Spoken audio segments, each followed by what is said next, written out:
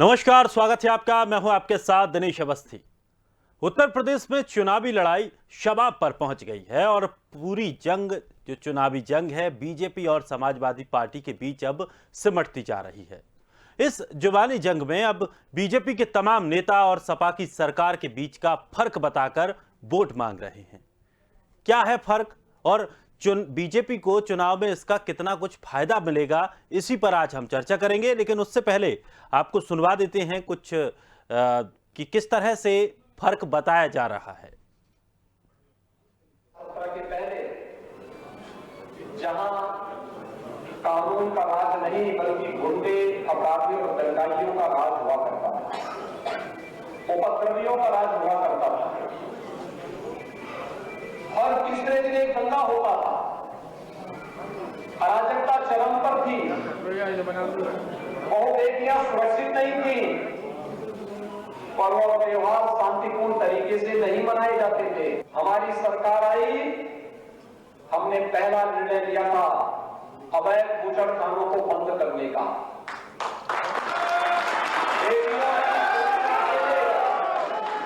बेटियों की सुरक्षा के लिए एंटी रोमियो स्क्वाड का गठन करके और भाइयों बहनों 86 लाख किसानों का 36,000 करोड़ रुपए का कर्ज माफी का हमारा पहला निर्णय था। लेकिन समाजवादी पार्टी का पहला निर्णय क्या था? श्री राम जन्मभूमि पर आतंकी हमला करने वाले आतंकवादियों के मुकदमों को वापस करना। आप देख सकते हैं फर्क साफ है। 5 साल हमारी सरकार को भी हुए हैं, एक भी दंगा नहीं हुआ, वहां हर तीसरे दिन दंगा होता था। तो अब फर्क का फॉर्मूला बीजेपी के द्वारा अपनाया जा रहा है उत्तर प्रदेश में, लेकिन ये फॉर्मूला कितना कामयाब होगा ये तो देखने का विषय होगा। आज इसी पर हम चर्चा कर रहे हैं। चलिए मेहमानों से आपका परिचय कराते हैं। हमारे साथ रामनिवास, नेता बीजेपी, अंकुर त्रिपाठी, नेता समाजवादी पार्टी, और कुछ ही देर में हमारे साथ रोशनी कुशल जायसवाल, नेता कांग्रेस भी हमारे साथ होंगे। सभी मेहमानों का बहुत बहुत स्वागत है। सबसे पहले रामनिवास जी, आपसे सवाल है कि अब बीजेपी पहले अपने काम गिना रही थी, अब बीजेपी फर्क पर आ गई है, क्या अब यही फॉर्मूला और बाकी रह गया है? नहीं, निश्चित रूप से हमारी सरकार ने काम किया है, तो हमारी सरकार काम तो अपने बताएगी, क्यों विपक्ष ने कभी कुछ किया नहीं। इन लोग तो गुंडा राज, भ्रष्टाचार किया है, ये तो पब्लिक बता नहीं सकते लोग। अगर हमने जनता के बीच में अच्छे काम किए, हमारी सरकार ने काम किए हैं, तो हमारा बताना धर्म है। जिसे जनता को भी लगे कि भाई हम अपनी जो अपने काम किया, काम के आधार पे जनता से वोट मांग रहे हैं। विपक्ष के लोग तो धर्म के नाम पे, आतंकवाद के नाम पे वोट मांगने का काम कर रहे हैं। चलिए अंकुर त्रिपाठी जी भी हमारे साथ बने हुए हैं समाजवादी पार्टी से। अंकुर जी, तमाम आरोप भी लगाए जा रहे हैं, फर्क का फॉर्मूला बीजेपी ने अपनाया है और फर्क ऐसे बताया जा रहा है कि पहले समाजवादी पार्टी ने क्या किया और अब वो क्या कर रहे हैं। जी सर, हेलो। जी जी, आ रही है आपकी आवाज। जी जी, अब आ गई सर। हाँ, क्या कह रहे हैं सर? बीजेपी फर्क का फॉर्मूला अपना रही है। बीजेपी बता रही है कि समाजवादी पार्टी ने क्या किया और बीजेपी ने क्या किया। आप पर आरोप भी लगाए हैं तमाम कि आतंकवादियों का सपोर्ट आपने किया, आपने मां बेटियों को जो लेकर के किसी तरह का कोई ढंग से व्यवस्था, कानूनी व्यवस्था नहीं बना पाए, गुंडाबाद आपने फैलाया, और तमाम जो दंगे हुए वो आपकी सरकार में हुए और बीजेपी ने आकर उन चीजों को सुधारा है। नहीं, मैं ये पहले भी कह चुका हूँ कि ये इनके पास सिर्फ ये मुद्दे होते हैं, बस उसका कोई तथ्य नहीं होता है। और जहां तक रहा इनका, ये विकास की बात कर रहे हैं और तमाम चीजों की बात कर रहे हैं, ये सिर्फ इनका मौखिक बात है, कहीं से ये धरातल पे नहीं है। और दूसरी बात, ये जो कह रहे थे कि आतंकवाद का सर्टिफिकेट ये देते हैं, आतंकवाद का और तमाम चीजों का, जबकि सारी चीजें ये बेकार है, बकवास है। और आप सोचिए, इन्होंने इतना विकास किया है पूरे प्रदेश में कि जनता देख नहीं पा रही है, और इन्होंने इतना विकास किया कि इनको होर्डिंगें लगवा के बताना पड़ रहा है कि फर्क साफ है। इससे बड़ा दुर्भाग्य और क्या होगा प्रदेश का। ये रोजगार, ये अब देखिए कितना ये मेहनत कर रहे हैं पूरे प्रदेश में, ये इतना मेहनत पूरे प्रदेश और देश में कर रहे हैं कि ये पूरे देश को कर्मचारी मुक्त बनाना चाह रहे हैं। हमारे नेताजी ने तो एक स्लोगन निकाला था, उन्होंने कहा था कि दवाई और पढ़ाई दोनों मुफ्त होगी। मुक्त की जाएगी। इन्होंने स्लोगन निकाला है कर्मचारी मुक्त होगा प्रदेश और देश। इन्होंने स्लोगन निकाला रोजगार मुक्त होगा देश और प्रदेश। अब उसका कारण मैं बता रहा हूं, ये मौखिक नहीं कह रहा हूं मैं। कर्मचारियों का ये प्राइवेटीकरण करके कर्मचारियों को खत्म कर रहे हैं। तो प्राइवेट जॉब भी तो यहाँ के लोगों को ही मिलेगी। बता रहा हूं, लेकिन उस स्तर पे उन चीजों पे नहीं होगा ना जो सर्कुलर चल रहा है सरकार का, उस स्तर पे तो मिलेगा नहीं। रोजगार ये दे नहीं रहे तो रोजगार मुक्त कर रहे हैं। आप बताइए, ये जो होर्डिंगे लगवा रहे हैं इनको पढ़ने के लिए आदमी पढ़ा लिखा होना चाहिए, स्कूलें ये बंद कर दे रहे हैं। रैलियां चल रही हैं, महाराज जी रैली करेंगे, विपक्ष के लिए परमिशन चाहिए। गरीबों को खत्म किया जा रहा है, तो इतना विकास क्या कम है क्या? और नेताजी ने दवाओं को मुफ्त किया था, उन्होंने पढ़ाई को मुफ्त किया था, और ये क्या मुफ्त कर रहे हैं? ये देश को बर्बाद कर रहे हैं, रोजगार को बर्बाद कर रहे हैं, लोगों को सड़कों पे ला रहे हैं, लोग को एक पैकेट नमक पे ला रहे हैं, उनको 1 किलो के तेल पे ला रहे हैं। जब अखिलेश जी लैपटॉप बांट के हमारे नौजवानों को लैपटॉप और अच्छी शिक्षा से जोड़ने का प्रयास किए, तो भारतीय जनता पार्टी ने क्या कहा? उन्होंने कहा कि लैपटॉप पे अपना फोटो टांग रहे हैं, लैपटॉप पे फोटो लगा रहे हैं। अब देखिए, फर्क तो साफ है ही। अब ये बात अलग है कि उस चीज को नहीं कह सकते, बिल्कुल फर्क साफ है। ये 1 किलो के नमक के पैकेट में अपना फोटो लगाते हैं, इससे बड़ा दुर्भाग्य इस देश के लिए और क्या होगा? फर्क तो साफ है। फर्क इतना है कि हमने होर्डिंग ना लगा के कहा, और ये होर्डिंगे लगा के बता रहे हैं। फर्क क्या साफ है? क्योंकि जनता उसे देख नहीं रही है, इन्हें होर्डिंगे लगा के बताना पड़ रहा है। और उसके बाद जब स्कूल बंद आप कर देंगे, उन्हें पढ़ेगा कौन? गिने चुने लोग पढ़ेंगे, क्योंकि गरीब और किसान तो पढ़ नहीं सकता। तो आप शिक्षा व्यवस्था को भी लचर कर रहे हैं, खत्म कर रहे हैं। तो फर्क तो साफ है, नो डाउट। चलिए, रोशनी कुशल जायसवाल भी हमारे साथ जुड़ गई हैं कांग्रेस से। रोशनी जी, अब जो चुनाव का जैसे जैसे माहौल गर्माता जा रहा है उत्तर प्रदेश में, समाजवादी पार्टी और बीजेपी एक दूसरे पर निशाना साध रहे हैं। कांग्रेस को कहीं ना कहीं बीच में वो बिल्कुल ला ही नहीं रहे हैं। तो कांग्रेस अब अपने आप को कहां देख रही है? क्या कांग्रेस कुछ फर्क बताएगी अपना कि बीजेपी, सपा और इनके बाद फिर कांग्रेस में क्या फर्क है? देखिए, कांग्रेस को फर्क बताने की जरूरत नहीं है। सपा और भाजपा और बसपा तीनों को मौका देके देख लिया है यहाँ की जनता ने। निश्चित ही 32 साल से कांग्रेस पार्टी की सरकार नहीं है, लेकिन इन तीनों ने जनता का कितना भला किया कि आज उत्तर प्रदेश गुंडा राज में नंबर 1 पे है, भ्रष्टाचार में नंबर 1 पे है, महिला उत्पीड़न में नंबर 1 पे है, किसानों के साथ अत्याचार में नंबर 1 पे है। 1 साल तक जो गाजीपुर बॉर्डर पर लंबा किसान आंदोलन चला, जिसमें 750 से भी ज्यादा किसानों की मृत्यु हुई, और उसके बाद बोलती है भारतीय जनता पार्टी की हम किसानों की हितैषी हैं। लखीमपुर में भाजपा के ही मंत्री तेनी जी के सुपुत्र ने किस तरह से दिन दहाड़े किसानों को रौंदा, वो भी जनता ने देखा। उसके बाद हमारी नेता आदरणीय प्रियंका गांधी जी ने रात के 12 बजे दिल्ली से निकलकर लखीमपुर जाने का प्रयास किया, और बीच में ही किस तरह से पुलिस प्रशासन ने बल का प्रयोग किया हमारी नेता आदरणीय प्रियंका गांधी जी के साथ। और उसके बाद 3 दिन तक उन्हें हाउस अरेस्ट रखा गया, बिना किसी गलती, बिना किसी कसूर के। हमारी नेता आदरणीय प्रियंका गांधी जी को हाउस अरेस्ट रख के भारतीय जनता पार्टी ने अपना हिटलर शाही साफ दिखाई है। जिस मंत्री के सुपुत्र ने ये बड़ा कांड किया, किसानों की हत्या की, अपनी गाड़ी से कुचला, उस अपराधी को नहीं पकड़ रहे हैं। उन मंत्री जी को अपने पद से इस्तीफा नहीं दिलवा रहे हैं, उनको अपने मंत्री पद से हटाया नहीं जा रहा है, लेकिन हमारी नेता आदरणीय प्रियंका गांधी जी को हाउस अरेस्ट किया जा रहा है। लखीमपुर से मात्र कुछ किलोमीटर की दूरी पर रहते हैं अखिलेश यादव जी, नहीं वो गए लखीमपुर में, सिर्फ जाने का एक ढोंग किया। तो जनता देख रही है कि सबसे ज्यादा जनता की हितैषी कौन है, जनता के सुख दुख में कौन सबसे ज्यादा काम आता है। आप हाथरस का कांड उठा के देख लीजिए, आप उन्नाव का उठा के कांड देख लीजिए, हर जगह हमारी नेता आदरणीय प्रियंका गांधी जी गई हैं, और लोगों के दुख के समय में सबसे ज्यादा सहयोग, कोरोना काल में अगर हम देखें तो जब सबसे ज्यादा जरूरत थी जनता को उनके जनप्रतिनिधि की, तो सारे जनप्रतिनिधि क्वारंटाइन थे भारतीय जनता पार्टी के। मोदी जी का संसदीय क्षेत्र बनारस की रहने वाली हूं मैं, यहाँ पे 8 विधायक है, 3 मंत्री है, 1 मेयर है, सब के सब भारतीय जनता पार्टी के। और उसके बाद कोरोना की सेकेंड वेव में लाशों के ढेर बिछे हुए थे। माँ गंगा में किस तरह से तैरती हुई लाशें बिना कोई अंतिम संस्कार के पहुंची प्रयागराज के घाटों पर, किस तरह से हजारों की तादाद में वो फोटो विश्व में वायरल हुआ कि किस तरह की स्थिति थी इंडिया की।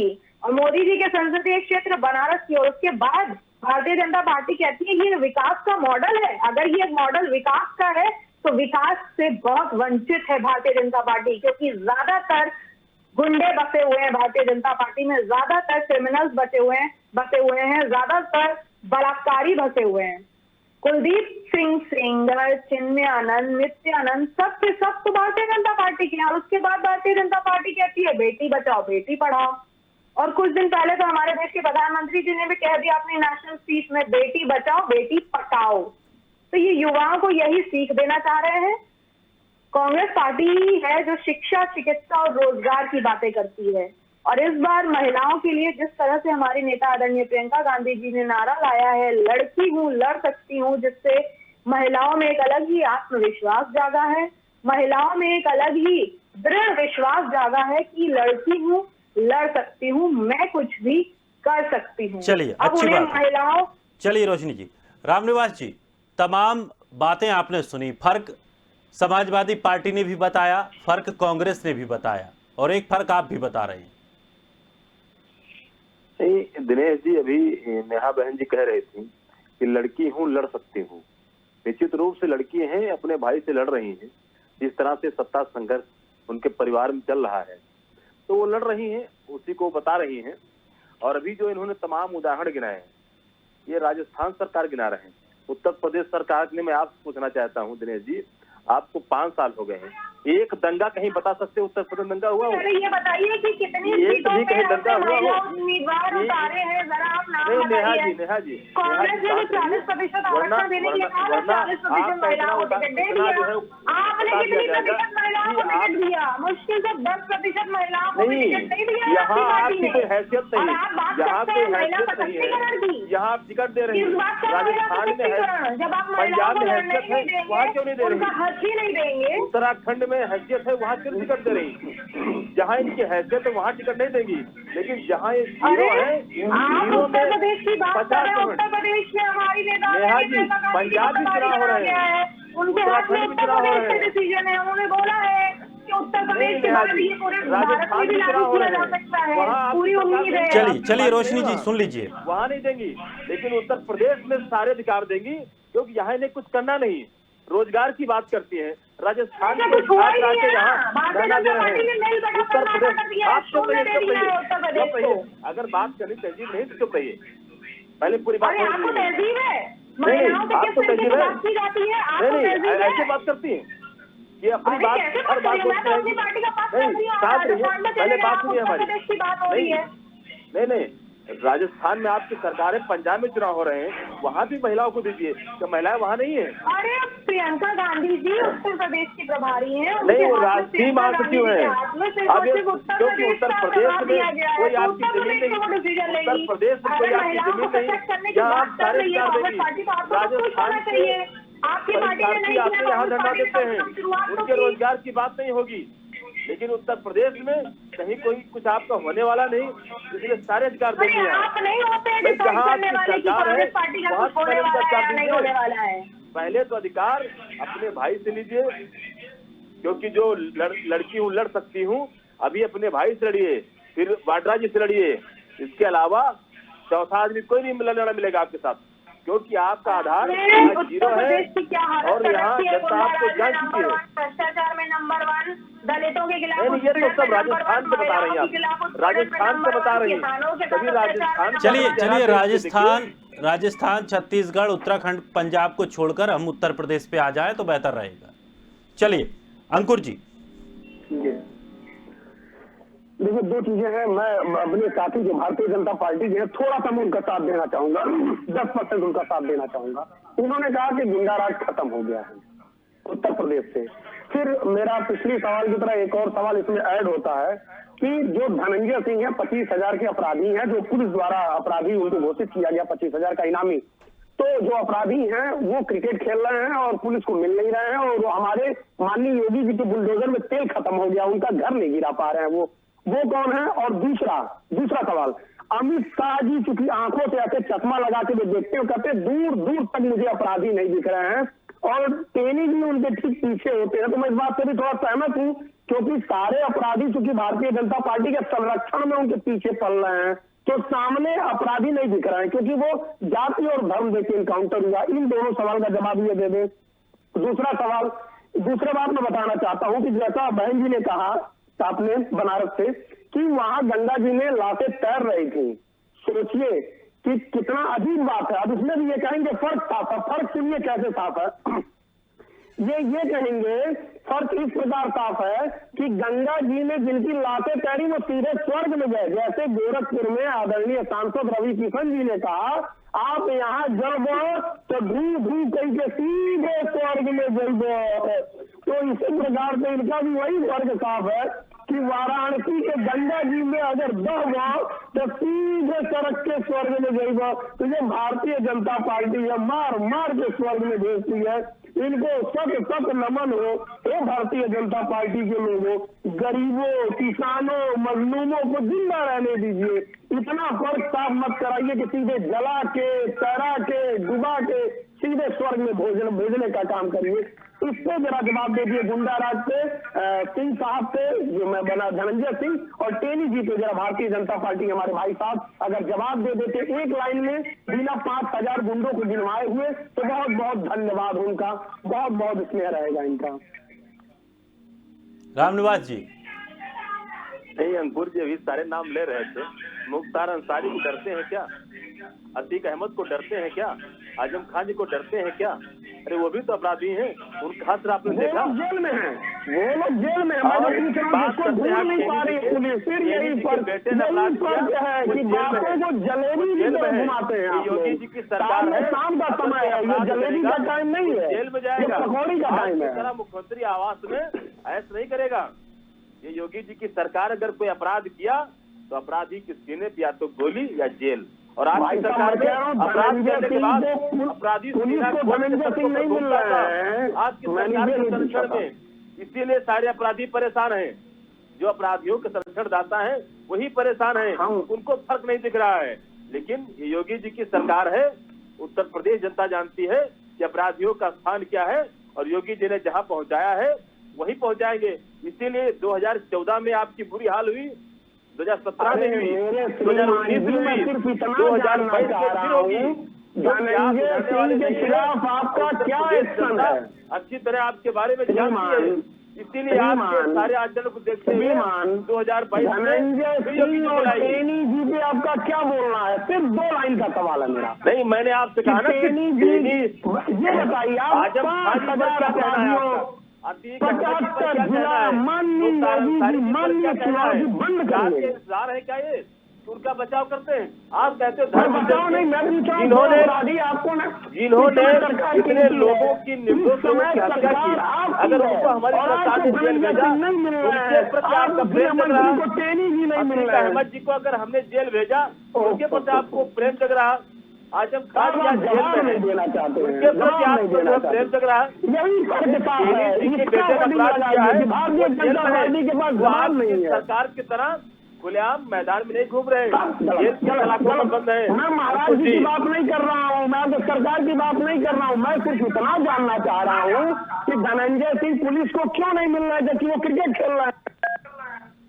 टेनी जी क्यों नहीं मिल रहे हैं? अमित शाह जी के पीछे हैं, वो कह रहे अपराध मुक्त हो गया। अमित शाह जी के मंच पे उनके ठीक पीछे टेनी जी खड़े थे। मैं सिर्फ इसका जवाब चाहना चाह रहा हूँ। इसका जवाब यदि आप दे देते हैं तो मैं मान लूंगा उत्तर प्रदेश अपराधी मुक्त हो गया है। बस इसका जवाब दे दीजिए। अहमद जी कौन आपके हैं? मुख्तार अंसारी जी कौन है? जेल में है, मुख्तार अंसारी जेल में है, अतीक अहमद जेल में है। नहीं, लेकिन आपके रिश्तेदार है ना वो लोग, जिस तरह जेल में है, उनके प्रति प्रेम उमड़ रहा है। मैं ये कह रहा हूँ जो, अरे मेरे साहब, योगी जी की सरकार अपराधियों के खिलाफ जीरो टॉलरेंस पे काम कर रही है, अभी भी काम करेगी। ऐसे लोगों को इतनी वाली नहीं है कि धनंजय सिंह को नहीं पकड़ पा रही है, इतनी मजबूर क्या अपराध किया है, वो जेल में है। चलिए रामनिवास जी, एक सवाल ये भी है, आप बात कर रहे हैं कि प्रदेश में एक भी दंगा नहीं हुआ, सब कुछ शांत है, सब माहौल बढ़िया है, लेकिन फिर भी जो मुजफ्फरनगर है वहां पर पहुंच जाते हैं आपके गृह मंत्री और फिर दोबारा से उन्हीं जो पुराने घाव थे उनको कुरेद कर फिर से वोट मांगने की कवायद भी शुरू की जा रही है। नहीं दिनेश जी, आप घाव इसे कह रहे हैं, जिस पर घाव लगा है उनसे पूछिएगा। इनकी सरकार में लोग अपना घर परिवार छोड़कर पलायन कर रहे थे। अगर हमारी योगी जी की सरकार आने के बाद उनको संरक्षण मिला है, उन अपराधियों को जेल हुई है, तो उनके घाव नहीं, उनको जो मरहम लगा है उसकी याद दिलाने हमारे माननीय गृह मंत्री जी गए थे। या आपको चिंता करने की जरूरत नहीं है, दोबारा इनको आना नहीं है अखिलेश जी को। इसलिए आप लोग चैन से रहिए, क्योंकि अखिलेश जी की न सरकार आएगी न अपराधी जवाब देना चाहता हूँ देख पाएगा। ये बताने के लिए माननीय गृह मंत्री जी गए हैं। ये बात किस है, वहाँ के अपराधियों को समझना चाहिए कि भारतीय जनता पार्टी की सरकार है, दोबारा फिर आ रही है। कोई भी पलायन नहीं होने पाएगा। जो भी पलायन कराएगा उसका खुद ही पलायन हो जाएगा।